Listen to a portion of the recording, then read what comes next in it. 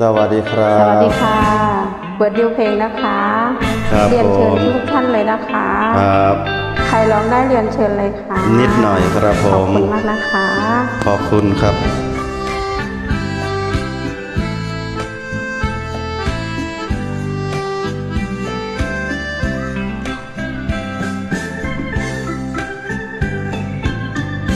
เรารู้กันอยู่สองคนเท่านั้นแค่เธอกับฉันพระจันทร์ไม่เกี่ยวอย่าเพิ่งเมาเอาฉันไปเอี่ยวฉันไม่ได้เกี่ยวอะไรกับเธอเรารู้กันแค่สองใจทำไมต้องคืนหลบแก้มทำเมินให้ฉันหอมเกินเล่นเล่นเล่นเล่นเล่นไม่ซื้อฉันฮือนะเธอแกล้งกันที่เพ้อทุกคราวอยากให้เธอเพ้อตลอดจะกอดเธอไว้ยันเช้าอย่าหวังเลยพ่อหน้าขาวกลับไปกอดเสาที่บ้านดีกว่ากอดเสาแล้วมันไม่อุ่นไม่คุ้นเหมือนกอดแก้วตาอย่านะเดี๋ยวใครผ่านมาเขาจะหาว่าเราแฟนกันถ้ามีใครผ่านมาทางนี้ก็ยิ่งดีจะได้มีพยานว่าเราสองคนเท่านั้น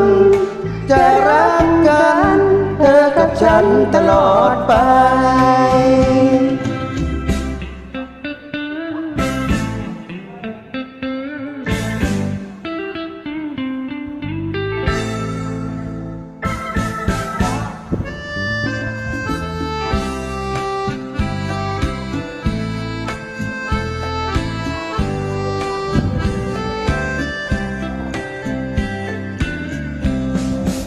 อยากให้เธอเบิดตลอดอยากกอดเธอไว้ยันเช้าอย่าหวังเลยพ่อหน้าขาวกลับไปกอดเสาที่บ้านดีกว่ากอดเสาแล้วมันไม่อุ่นไม่คุ้นเหมือนกอดแก้วตาอย่านะเดี๋ยวใครผ่านมาเขาจะหาว่าเราแฟนกันถ้ามีใครผ่านมาทางนี้ก็ยิ่งดีจะได้มีพยานว่าเราสองคนเท่านั้นจะรักกัน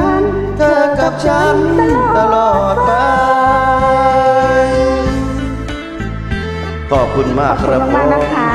ที่มาช่วยกันร้อง